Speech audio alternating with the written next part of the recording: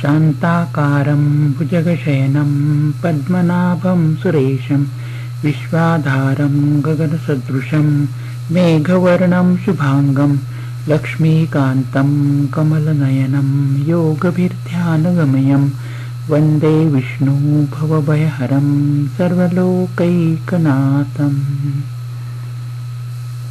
श्रीमद् भगवद्गीता अध्याय 13. भगवान म्हणाले, हे कौंतेया, या शरीराचंच क्षेत्र असे म्हटले आहे. हे जो जाणतो त्यास क्षेत्रज्ञ आणि ताद्वार्थ म्हणजे शास्त्रातील ज्ञाते पुरुष असे म्हणतात. सर्व क्षेत्रामध्ये हे भारता क्षेत्रज्ञ सुद्धा मीच आहे असे समज. क्षेत्र आणि क्षेत्रज्ञ यांचे जे ज्ञान तेच माझे जे परमेश्वराचे ज्ञान मानले आहे. क्षेत्र म्हणजे काय, ते कशा प्रकारचे आहे, त्याचे विकार कोणते आणि त्याच्या कशापासून काय होते हे, तसेच क्षेत्रज्ञ म्हणजे कोण व त्याचा प्रभाव काय हे मी तुला संक्षेपाने सांगतो, ते ऐक.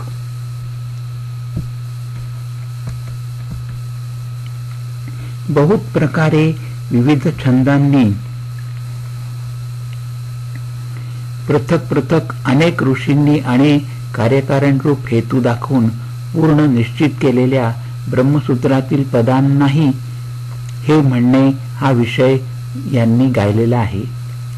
पृथ्वी, आप, तेज, वायू आणि आकाश ही 5 पंचमहाभूते, अहंकार, बुद्धी आणि अव्यक्त प्रकृती, तसेच 10 सूक्ष्म इंद्रिये व 1 मन आणि 5 इंद्रियांचे विषय शब्द, स्पर्श, रूप, रस, गंध, इच्छा, द्वेष, सुख, दुःख, संघात, चेतना म्हणजे प्राणादिकांच्या व्यक्त, व्यापार आणि धृती म्हणजे धैर्य या तत्वांचा समुदायासच सविकार किंवा क्षेत्र असे म्हटले आहे.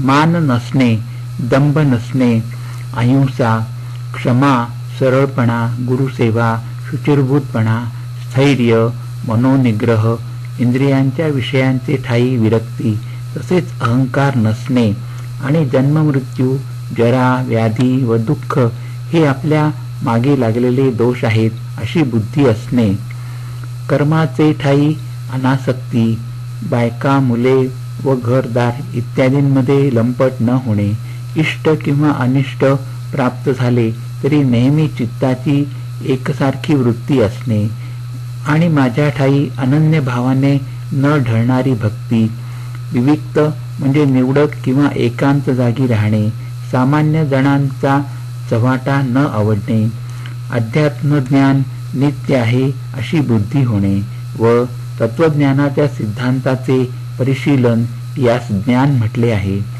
याशिवाय जे दुसरे ते सर्व अज्ञान होय. आता जे जाणल्याने अमृत म्हणजे मोक्ष मिळतो ते तुला सांगतो. ते अनादी सर्वांच्या पलीकडचे ब्रह्म होय. त्याला सत म्हणत नाहीत आणि असतही म्हणत नाहीत. त्याला सर्व बाजूंनी हात, पाय आहेत, सर्व बाजूंनी डोळे व तोंडे आहेत, सर्व बाजूंनी कान आहेत. तेच या लोकी सर्व व्यापून राहिले आहे. त्यात सर्व इंद्रियांच्या गुणांचा आभास होणारा असून त्याला कोणतेही इंद्रिय नाही. ते सर्वांपासून आसक्त म्हणजे विलग असूनही सर्वांचे धारण करणारे आहे. निर्गुण असूनही गुणांचा उपभोग घेणारे आहे. ते सर्व प्राणीमात्रांच्या आत आणि बाहेरही आहे. अचर आहे व चरही आहे. सूक्ष्म असल्याने ते अविज्ञेय आहे आणि दूर असूनही जवळ आहे. ते तत्वतः अविभक्त म्हणजे अखंड सर्व भूतांमध्ये जणू काय नानात्वाने विभागून राहिलेले आहे. ते सर्व प्राणीमात्रांना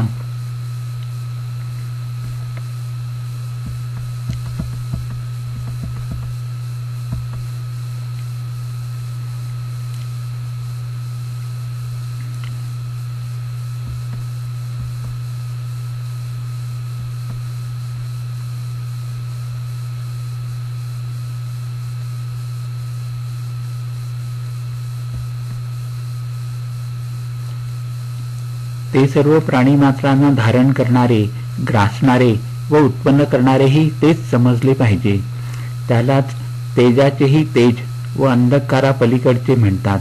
ज्ञान जे जाणायचे ते ज्ञेय व ज्ञानगम्य म्हणजे ज्ञानानेच कळणारेही तेच असून सर्वांच्या हृदयात तेच अधिष्ठित झालेले आहे. याप्रमाणे क्षेत्र तसेच ज्ञान व ज्ञेय म्हणजे काय हे संक्षेपाने सांगितले. हे जाणले म्हणजे माझा भक्त माझ्या स्वरूपाला येऊन पोचतो. प्रकृती आणि पुरुष दोन्हीही अनादी आहे असे समज. विकार गुण हे सर्व प्रकृतीपासून उद्भवतात असे जाण. कार्य म्हणजे देह व करण म्हणजे इंद्रिये यांच्या कर्तृत्वास प्रकृती कारण आहे असे म्हणतात. आणि कर्ता असूनही सुखदुःखाचा उपभोग घेण्यास पुरुष क्षेत्रज्ञ कारण आहे असे म्हटले जाते. कारण प्रकृतीत पुरुष अधिष्ठित झाला म्हणजे प्रकृतीच्या गुणांचा तो उपभोग घेतो आणि प्रकृतीच्या गुणांचा हा सुयोग पुरुषाला बऱ्या वाईट योनीमध्ये जन्म घेण्यास कारण होतो. हा जो प्रकृतीच्या गुणांचा उपदृष्टा म्हणजे जवळ बसून पाहणारा, अनुमोदन देणारा, भरता म्हणजे प्रकृतीच्या गुणात भर घालणारा आणि उपभोग घेणारा, त्यासच या देहातील परमपुरुष, महेश्वर आणि परमात्मा असे म्हणतात. पुरुष निर्गुण आणि प्रकृतीच गुणासह वर्तमान याप्रमाणे जो जाणतो तो कसाही वागत असला तरी त्याला पुनर्जन्म घडत नाही. काही लोक आपणहूनच आपल्या ठाई ध्यानाने आत्म्याला पाहतात, काही सांख्ययोगाने आणि काही कर्मयोगाने. परंतु ज्यांना याप्रमाणे ज्ञान होत नाही असे अनेक दुसऱ्यांचे सांगणे ऐकून श्रद्धेने परमेश्वराचे भजन करतात. ऐकलेली गोष्ट प्रमाण मानून वागणारे हे पुरुष ही मृत्यू तरुण पलीकडे जातात. हे भरत श्रेष्ठा, स्थावर किंवा जंगम जी वस्तू निर्माण होते ती क्षेत्र व क्षेत्रज्ञ यांच्या संयोगापासून होते. हे ध्यानात ठेव. सर्व भूतांच्या ठाई सारखाच राहणारा व सर्व भूते नाहीशी झाली तरी ज्याचा नाश होत नाही अशा परमेश्वराला ज्याने पाहिले त्याने खरे तत्व ओळखले म्हणायचे. ईश्वर सगळीकडे सारखाच भरलेला आहे हे जाणून जो पुरुष आपण आपलाच घात करीत नाही म्हणजे आपण होऊनच चांगल्या मार्गाला लागतो तो त्यामुळे उत्तम गतीस पोचतो. सर्व कर्मे सर्व प्रकारे केवळ प्रकृतीकडूनच केली जातात आणि आत्मा हा अकर्ता म्हणजे काही एक न करणारा आहे हे ज्याने जाणले त्याने खरे तत्व ओळखले म्हणायचे. जेव्हा सर्व प्राणीमात्रातील पृथकत्व म्हणजे नानात्व एकत्वात दिसू लागते आणि त्या एकत्वापासून सर्व विस्तार झाला आहे असे दिसू लागेल तेव्हा ब्रह्म प्राप्त होते. अनादी व निर्गुण असल्यामुळे हा अव्यय परमात्मा शरीरात राहूनही हे कोणत्या काही करीत नाही व त्याला कोणत्याही कर्माचा लेप म्हणजे बंध लागत नाही. ज्याप्रमाणे आकाश चोहीकडे भरलेले असूनही सूक्ष्म असल्याने त्याला कशाचाही लेप लागत नाही त्याप्रमाणे आत्मा देहात सर्वत्र राहत असूनही त्याला कशाचाही लेप लागत नाही. ज्याप्रमाणे एकटा सूर्य हे सर्व जग प्रकाशित करतो त्याप्रमाणे हे भरत श्रेष्ठा क्षेत्रत्व सर्व क्षेत्रात म्हणजे शरीराला प्रकाशित करीत असतो. याप्रमाणे ज्ञानचक्षुने म्हणजे ज्ञानरूप डोळ्यांनी क्षेत्र आणि क्षेत्रज्ञ यामधील भेद आणि सर्व भूतांच्या मूलभूत प्रकृतीचा मोक्ष ज्यांनी जाणला ते परब्रह्म प्रत जातात. याप्रमाणे श्री भगवंतांनी गायलेल्या म्हणजे सांगितलेल्या उपनिषदात ब्रह्मविद्या अंतर्गत योग म्हणजे कर्मयोग शास्त्रावरील श्रीकृष्ण व अर्जुन यांच्या संवादातील प्रकृती पुरुष विवेक म्हणजे क्षेत्र क्षेत्रज्ञ विभाग योग नावाचा 13वा अध्याय येथे संपन्न झाला.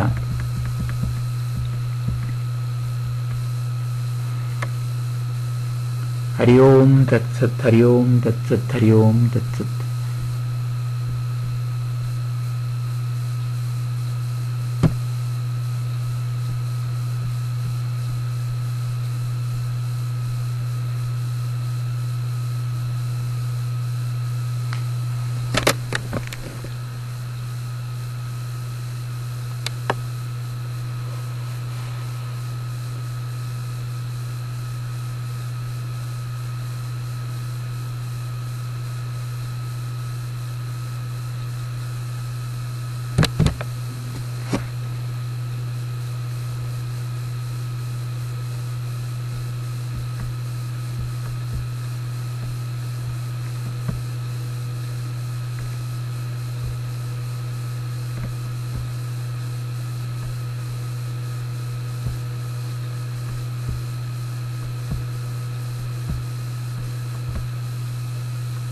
अध्याय 14.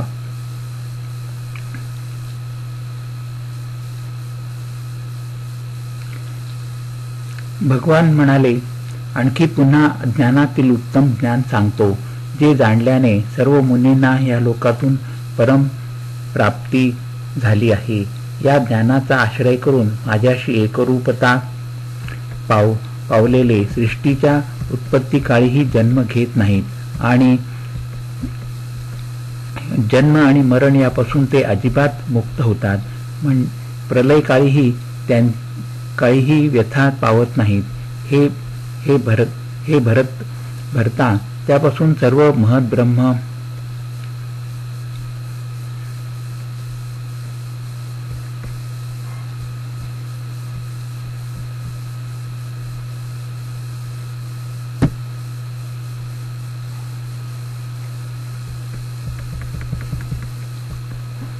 हे भरता महत ब्रह्म म्हणजे प्रकृती ही माझीच योनी असून मी त्या ठिकाणी गर्भ ठेवतो. नंतर त्यापासून सर्व भूते उत्पन्न होऊ लागतात. पशु पक्षादी सर्व योनीत ज्या ज्या मूर्ती जन्मास येतात त्यांची हे कौंतेया महत ब्रह्म ही योनी असून मी बीजराता पिता आहे. हे महाबाहो, प्रकृतीपासून उत्पन्न झालेले सत्व रज आणि तम हे गुण देहात राहणाऱ्या अव्ययास म्हणजे निर्विकार आत्म्यास देहात बांधून टाकतात. 3 गुणांपैकी निर्मल असल्यामुळे प्रकाश पाडणारा व निर्दोष असा जो 7वा गुण तो हे निष्पाप अर्जुना सुख आणि ज्ञान यांच्या संगाने प्राण्यास बांधून टाकतो. रजोगुणाचा स्वभाव रंगविण्याचा असून तृष्णा व आसक्ती त्यापासून निर्माण होतात असे समज. हे कौंतेया, तो प्राण्याला कर्म करण्याच्या जे प्रवृत्तीरूप संगाने बांधून टाकतो. पण रजोगुणाचा स्वभाव पण तमोगुण अज्ञानापासून उत्पन्न होऊन सर्व प्राण्यांना मोह घालणारा आहे असे समज. हे भारता, तो प्रमाद, आलस्य व निद्रा यांनी त्यास बांधून टाकतो. सत्वगुण सुखाचे ठाई व रजोगुण कर्माचे ठाई आसक्ती उत्पन्न करतो. परंतु हे पार्था, तमोगुण ज्ञानावर पांघरून घालून प्रमाद म्हणजे कर्तव्य मूढता किंवा कर्तव्याचा विसर यांचे ठाई आसक्ती उत्पन्न करतो. रज व तम यांचा पाडाव करून सत्व वरचढ होतो, तेव्हा त्यांना सात्विक म्हणायचे. त्याचप्रमाणे सत व तम यांचा पाडाव करून रज वरचढ होतो आणि सत्व व रज यांचा पाडाव करून तम वरचढ होत असतो.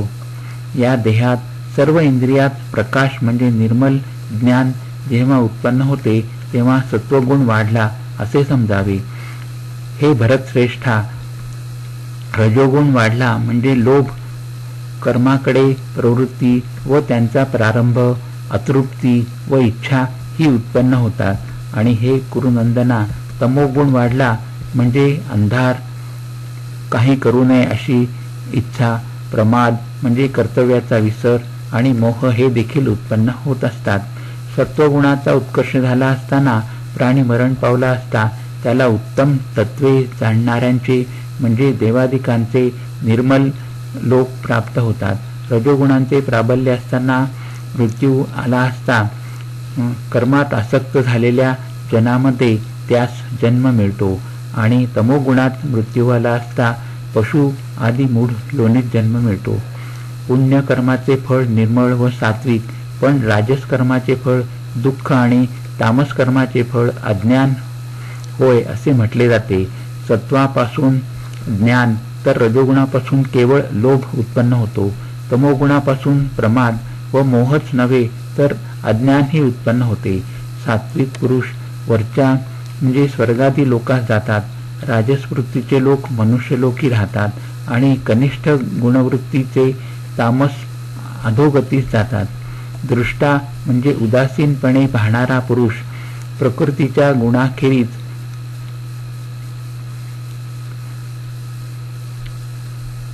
दुसरा कोणी करता नाही असे जेव्हा जाणतो व तिन्ही गुणांच्या पलीकडे असलेले तत्व ओळखतो तेव्हा तो माझ्या स्वरूपाला पोचतो.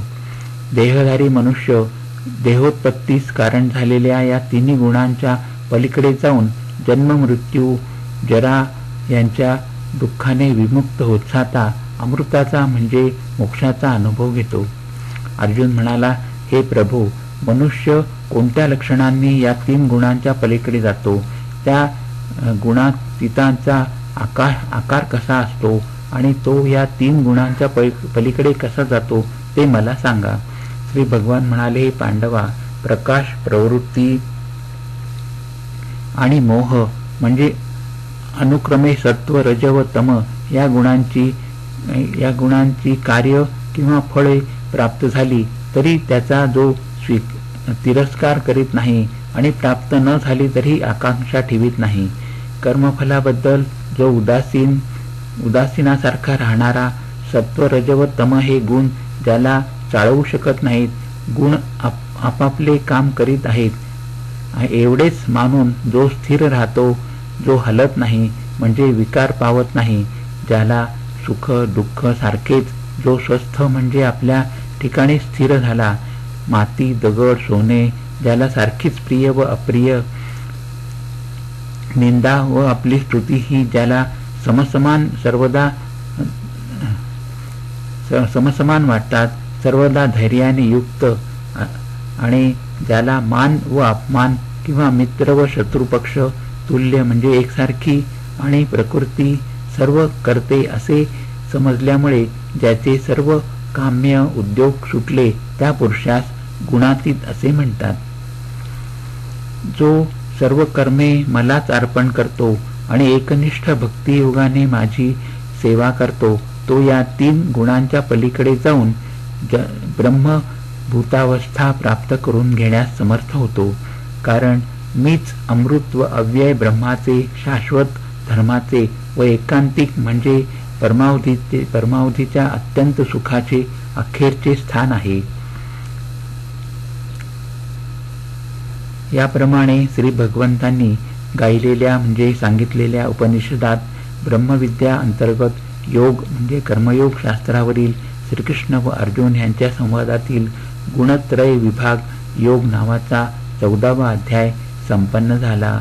हरिओम तत्सत, हरिओम तत्सत, हरिओम.